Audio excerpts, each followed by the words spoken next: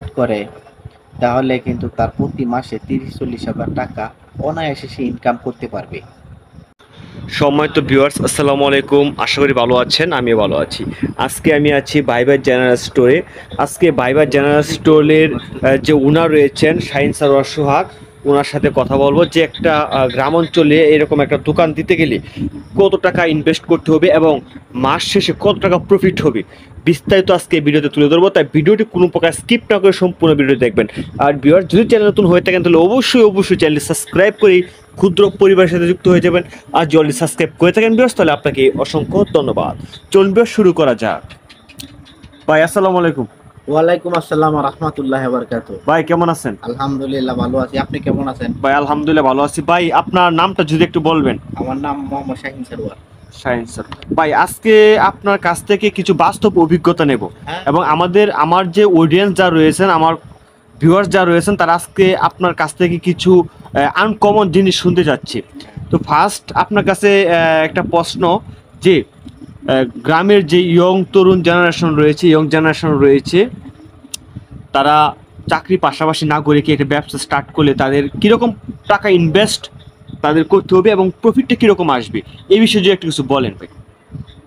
আসলেই হচ্ছে যে ব্যবসার কিছু ধরন আছে, কিন্তু ব্যবসার কিছু ধরন আছে, যেরকম কিছু কিছু ব্যবসা আছে, যেরকম মুদির দোকান দেয় আর কি। এই ব্যবসাটা কিন্তু গ্রাম অঞ্চলেও করা যায়, আবার কিন্তু শহর লেভেলেও করা যায়। হ্যাঁ। তো এটা একবারে নিজস্ব একটা ব্যাপার যে কত টাকা সে ইনভেস্ট করবে।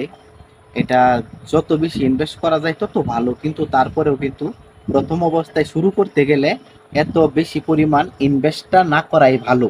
হুম।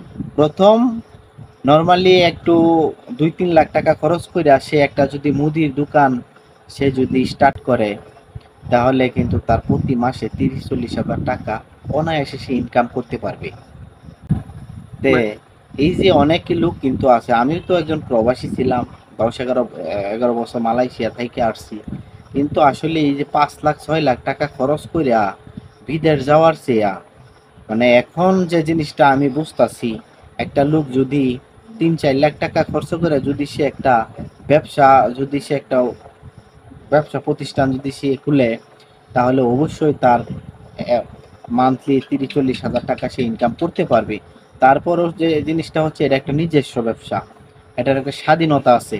কিন্তু পরের কাজ করা বা বিদেশ যাওয়া, এটা কিন্তু কোনো স্বাধীনতা নাই।